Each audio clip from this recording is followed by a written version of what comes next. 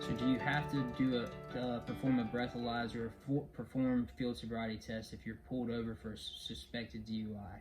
No, you do not. It's your right, not only as a citizen of the United States, but it's your right under the statutes of South Carolina to refuse to do those things. And there can be a number of reasons for doing those, not just people thinking, well, I'm drunk, so I'm not going to do them.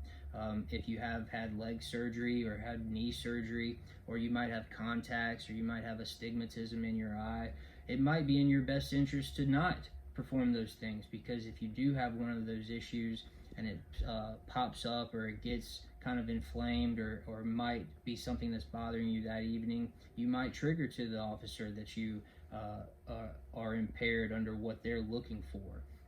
In terms of the breathalyzer, you also do not have to perform that. The statute in South Carolina says that you may refuse to perform the breathalyzer.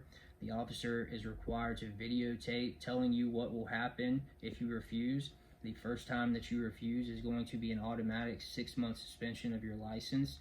But as I've said previously on some other videos that we've provided to you from the Hopkins Law Firm account, you can apply the very next day after your arrest for what's called a temporary alcohol license while that administrative suspension is being heard or being dealt with.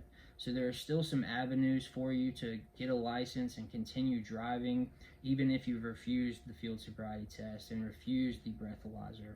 And again, in some instances, it may be in your best interest to refuse those things, but it's certainly your right as a citizen to refuse to provide any of those samples.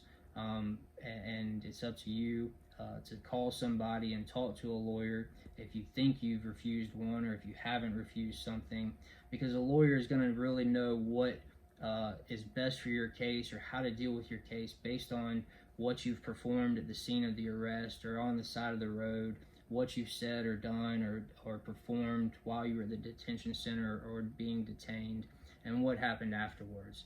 So I would encourage you to call the Hopkins Law Firm if you've been arrested for a DUI and you have refused to provide either a breath sample or perform field sobriety test, or if you've not. If you performed those things and still been arrested, you still have a case administratively and criminally that you need to deal with, and you need to talk to somebody that has some experience dealing with those things.